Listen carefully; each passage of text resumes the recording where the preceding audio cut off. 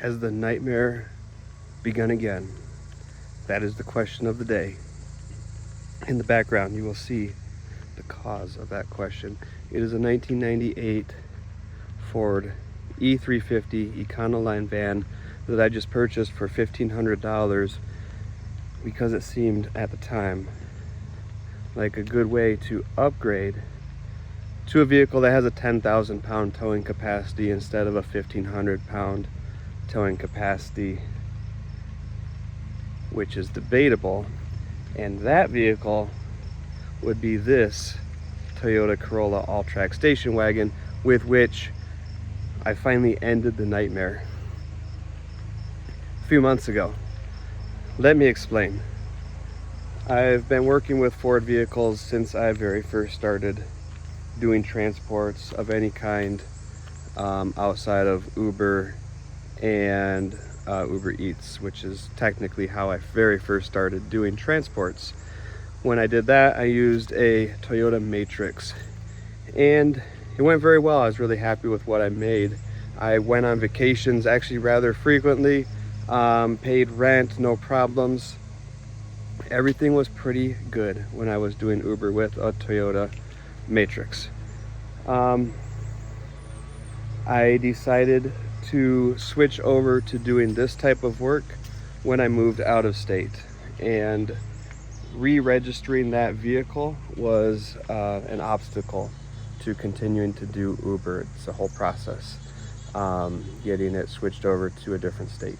So I purchased a 1996 Ford Aerostar. I believe it was a 96 Ford Aerostar van. I actually really liked the vehicle. I thought it was a cool vehicle, but it did have some issues which resulted eventually in me replacing it with a 1990, it was a 97 Ford Aerostar replaced with a 1996 F250.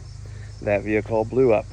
The engine blew up after about 30,000 miles of use, with around 238,000 on the odometer. Engine completely blew up. And there's been vehicle after vehicle since then. And I've stuck with Ford because I guess the devil you know is better than the devil you don't know. I like the vehicles. I don't like the maintenance and the repair costs on the vehicles. Some would say that comes with owning a larger vehicle, and that might be partially true. And I want to say right here, it hasn't been without its exceptions. Ford made a 2019 Ford F-150, and I used that vehicle for a while. I did have some fairly significant repair costs with that vehicle, but relative to the number of miles I put on it, which was about, it was over 100,000. It was like 160,000 miles that I put on that vehicle. The repairs were definitely, I feel, within reason for the number of miles I put on it. There was no major engine issue, no major transmission issue, no major drivetrain issue of any kind in 160,000 miles of pretty hard work. And it had close to 300,000 miles on it when I was in an accident with that truck, and that's what finally took it out. Speaking of which, visibility issues with the truck were real. But the other one I've had good luck with was an $800 Ford E150 van that I purchased from somebody who had obviously taken immaculate care of the vehicle throughout its entire life. He sold it for $800 because it had rust, and the starter was also going out, which he didn't even disclose, but I actually used it for quite a while with the failing starter, and then replaced it, and then sold it soon afterwards. And I kind of wish I had never sold that van. That was the vehicle I started Send It Delivery Co. with, for what it was and the price it was and everything else. It was a great vehicle, and it had 350,000 miles on it, which is the highest mileage vehicle I've used. This car is coming in at second right now with 297,000 miles on it. No issues at all, except for the ones that existed when I purchased it, some of which I've taken care of since then. I don't think the car was horribly maintained, but I think it did belong to people who definitely saw it as a beater and not necessarily worth putting money in to fix little things as they went. So with 263,000 miles on it when I bought it, it had some issues. And none of them prevented me from using it for work. And I've got new tires on it now. I've changed a couple gaskets in the engine, and not really anything else, to be honest. There's a couple, it could use a muffler, and and the windows don't go down, things that I knew about and haven't prioritized fixing, but sunroof works, blah blah blah. Anyways, back to the van. So I had a van that looked just like this, and it sparked a little bit of trauma when I even considered buying the van, and maybe that trauma should have prevented me from buying it. I purchased a van for $650. It looked just like this. It had more miles. It had 200,000 when I bought it, actually 198 when I bought it. And it had not been taken great care of. When I used that van for work, every single time I did a job, it had one or more breakdowns. And a lot of those I fixed myself on the road, and it was not fun ever, and it was still expensive. I had to replace I'll try to remember, I probably won't be able to. I had to replace the radiator in a random AutoZone parking lot. I had to replace all the tires in the Yukon, and then I had to replace the back ones again when the used tires that I bought in the Yukon, because it was literally the only thing within hundreds of miles, blew out. What else? The fuel pump went out. The gas tank supports needed to be replaced when that fuel pump was replaced. It cost me over $1,000 shortly before the van totally went kaput. What else? Headlights, basic things. Brakes. Every single time I used that van, it was like I made $1,000 and I had to put $1,200 into it. I made $500, I needed to put $700 into it.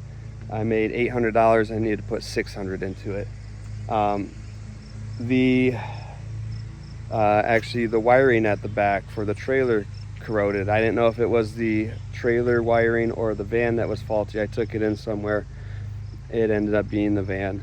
Cost me $1,000, which was a complete ripoff. But when you're in the middle of nowhere, northern Canada, you gotta kind of take what's available. Because I didn't know how to or have the tools necessarily to trace all that stuff. You can end up buying the tools you think you need to do a job, and then you don't succeed, and then you gotta go take it in anyways. You spend even more. So when I can, I try to just take it in, get the stuff done that needs to get done by a professional. But you're also at the mercy of whatever professional you can find. If I open up the hood, I might remember what else I've had to do with that other van. But I think you get the point. The van seemed like a great deal, $650 for a vehicle that supposedly hadn't been horribly maintained. It belonged to a business before I had it that, in theory, should have been taking decent care of it.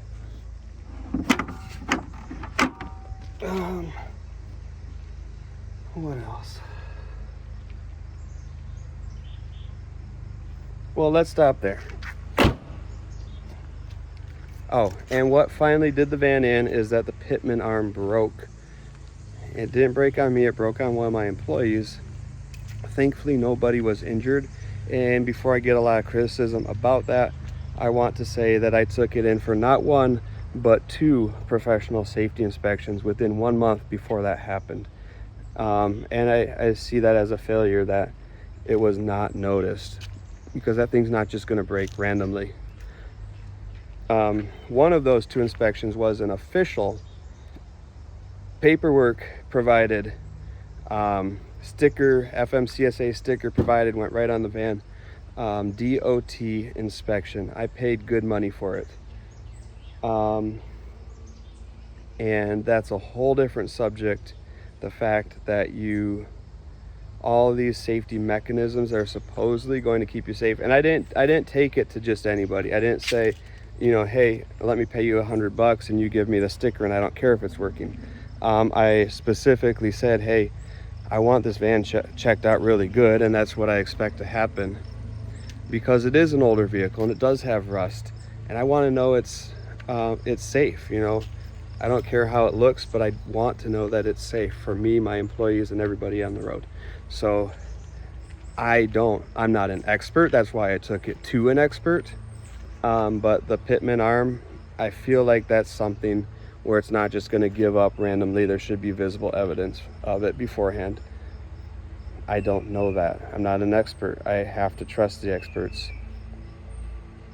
And it's a whole different subject, but I feel like all the exorbitant costs of being officially commercial, which I was at the time, to the extent that you can't afford to upgrade your equipment, but then you got to do all these expensive checks that don't catch something anyways. Everybody would have been a lot safer if I wasn't paying $1,500 a month for insurance and was instead investing $15,000 at the end of the year with all that money I saved to just buy a far nicer vehicle. So that's my take on that in a nutshell. But let's talk about the financial cost. $1,500 out the door. All I need is for it to do a few jobs, and then I sell it at what I paid for it, maybe even a little bit more. Seemed like I even almost said out loud to the guy as I bought it, I can't really go that wrong on it. And then I thought, I bet I can. I bet there's some way that I can. And fast forward to when I picked the van up today, because I put a deposit on it yesterday, Sunday, picked it up today, Monday, paid the balance, and I brought a trailer to pull the car back on. I pulled the trailer in with the car, was going to load the car onto the trailer and pull it back. And yes, I did the measurements. The car fits on the trailer. And yes, that trailer does have a 3,500 pound axle under it. I had it custom installed, 3,500 pound axles, 3,500 pound leaf springs, and the tires are rated combined to do over 3,200 pounds. Car weighs 2,500 pounds. The trailer weighs a couple hundred pounds. I was within capacity all the way around. But the gentleman I purchased the van from, bless his heart, because this was very nice of him, just didn't want to see me load the car onto that little trailer. He didn't feel comfortable with it, and he offered to drive the van for 45 minutes. And then I gave him a ride back, which cost me time and money, but it was very nice of him. He's a very nice person. And in no way, I doubt he'll see this video. But if you do, I think you're a super nice person. I have no complaints about you as an individual at all. I appreciate you. This video is simply a practical discussion for my many viewers on the pros and cons of buying this big, huge van. So anyways, we're driving. He gets in the van to follow me. I tell him I'll lead you back, and I say, I'll watch you. I'll make sure you don't get behind. He says, I'm pretty good at, following. I probably won't get lost from you. So we start out, and I'm watching him, and he's staying really close to me. Then 20 minutes into the drive, I'm watching him, and he's farther and farther back. And I'm thinking, I'm not speeding. Speedometers on the car is a little bit off. As far as I can tell, it's about 10% over, 10% under. No, over the actual speed I'm going. So I had like 62 on the speedometer, which puts me right at 55. Maybe I had 60 on the speedometer, and I was actually going 60 or 54 or so. And I'm thinking, everybody drives a little bit over. I'm going at the speed limit or a mile or two under, and he's lagging behind me. Something must be wrong, right? But he doesn't call me. And I also read him as someone who probably wouldn't necessarily pick up a phone and make a phone call while driving. So I just slow down a little bit. He kind of catches back up. And then a little while later, I notice he's kind of far behind again. And we're on 55-mile-an-hour roads at this time. You know, there's absolutely nothing going on. No reason to be going under the speed limit. And I'm thinking there's something wrong.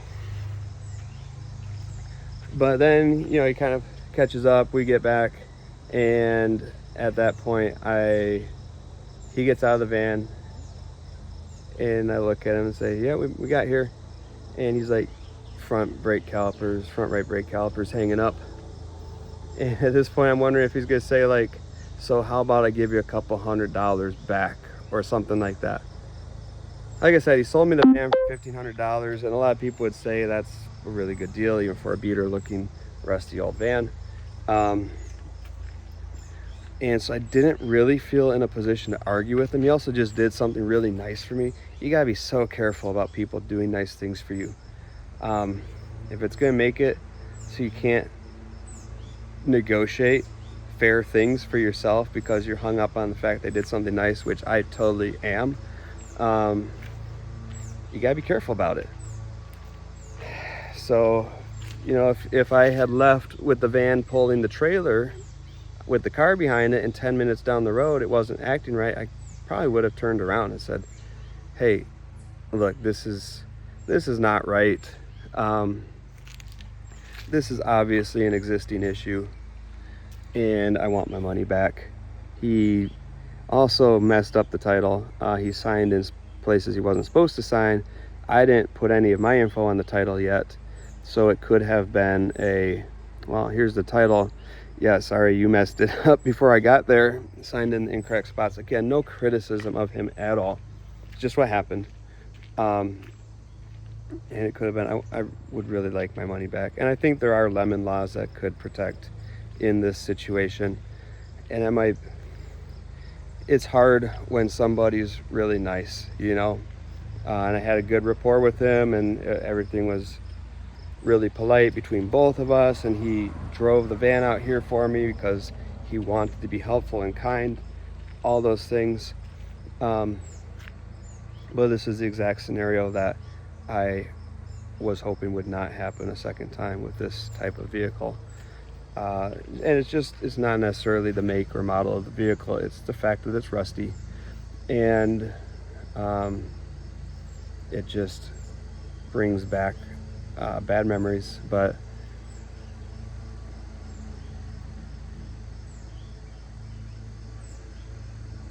you get in the situation where you start spending more on the vehicle before you even get to use it, and then maybe you spend more money again when you actually use it, and you are underwater before you know it.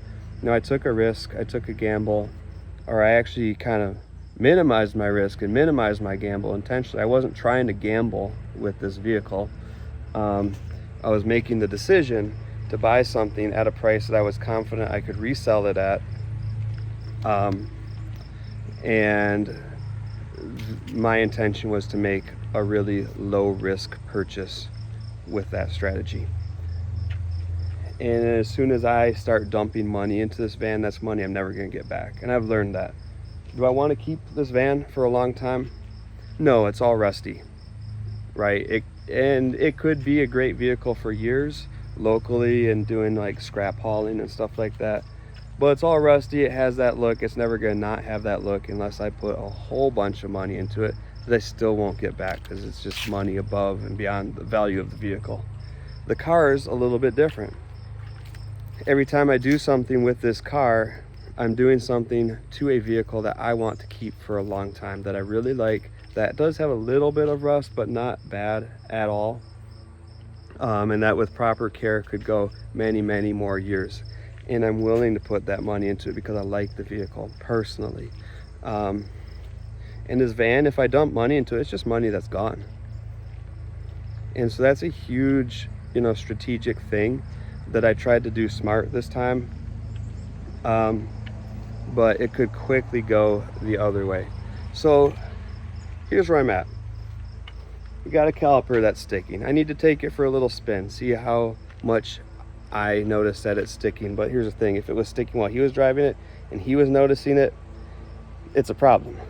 Because even if I don't notice it on a little spin, it can and will probably happen again. So I looked up on YouTube what to do with a sticking caliper. I have one thing to check right away, and that's if the fluid level is too high, because he did have the back brakes done, and at that time they might have topped off the fluid but actually been overfilling it. That's the first thing I saw when I looked up videos about it, so that's an obvious thing to go ahead and check first. And then the move might be to either A, ask him for my money back, which would be really awkward for me at this point, but at the same time, I think an option that is actually legally protected, that I'm legally protected to take and actually entitled to, because obviously I haven't put a single mile on this. He drove it to me, which was really nice. 45 minutes, that's nothing. That's an issue that existed when I bought the van, that wasn't disclosed. But the other option would be to go ahead and put it up for sale. There are a couple things I'd like to do with this van. It could be really helpful to me to have the van for about 3 jobs, 2 transport jobs, and one of picking up a trailer that I said I would buy that would be really sketchy to pull with this Corolla, because it's a bigger trailer. And the way this could play out in my favor, and probably what I'm going to aim for now that I have to actually gamble, this is probably the gamble I'm going to take, use it to do this job where I need to drive out to Chicago, down to Indianapolis, back to Chicago, back home to Michigan. Use it for that job. Use it for another job where it's about 150 miles round trip, local in Michigan. Great vehicle for that job because that's some antique furniture and it can go inside the van and be enclosed. And then use it to grab that trailer. Don't put any money into it if I can avoid it in that time frame. And if I do, the absolute minimal possible. Because as soon as I start dumping money into this, that's a commitment to keep this van long enough to make that pay off. And I don't know if I'm going to. It's just not an investment vehicle. It's a get a job done vehicle. And I've learned to not try to make get a job done vehicles into investment vehicles, because you think, well, I'm only spending $650 on this, I'm not going to lose money on it. Next thing you know, you've dumped $3,000 into it and it's still worth $700. Do not purchase vehicles just to get a job done and then turn them into investment vehicles that are never going to give you a return on your investment. That's the number one takeaway from this video. Sorry it took me 22 minutes to get to it. So what I'm going to do is see if I can resolve this caliper. I'm going to do 3 jobs with this van, and then I'm going to make a decision.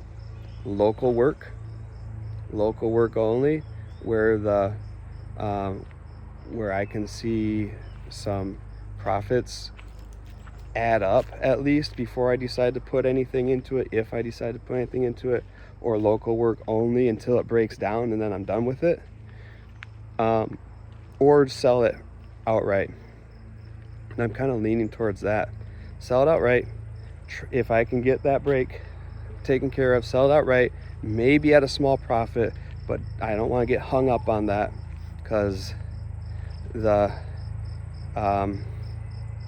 value of that small profit of a few $100s is not worth the risk of dumping hundreds of dollars into it in the meantime. So I've learned it's better to let something go for almost nothing than to have it cost you a bunch of money to have it. So that's kind of my mindset with this van right now. Wanted to make a video about it because, hey, I'm out here making opportunistic videos at every chance. That's the definition of opportunistic, right? To grow my YouTube channel, and also hopefully give you some sort of helpful tidbit to think about, because at this stage in the process, my YouTube channel is still about starting a business and growing a business on a very small budget, and very much, as it goes, spending cash. And I'm 100% cash right now, which I'm proud of, happy to say. 100% cash business. When people call me and say they got business loan offers for me, I say, I'm not interested, thank you, bye. and proud of that. But the temptation in that situation is to buy the cheapest thing that's available that helps your business grow. And I don't think that's necessarily a mistake. I think that that can be a roadmap to very quick business growth, is, you know, buy what you need when you need it for the amount that you can afford. But if you know that it's a stepping stone, you have to be committed to the fact that it's a stepping stone and not fall into the temptation to try to turn that stepping stone into a bridge, and then turn that bridge into the road once you get to the other side. If you understand that what you have just purchased or just committed to is a stepping stone for you and your business, be committed to that, use it as such, and move on to the next stepping stone until you're at the place where you recognize that it's time to build the road. So that's my takeaway. That's what I wanted to share. And I also wanted to get this video up and just keep videos coming on the channel. So thanks for watching. I appreciate all of my viewers, subscribers, and likers. Thanks for that, and talk to you later.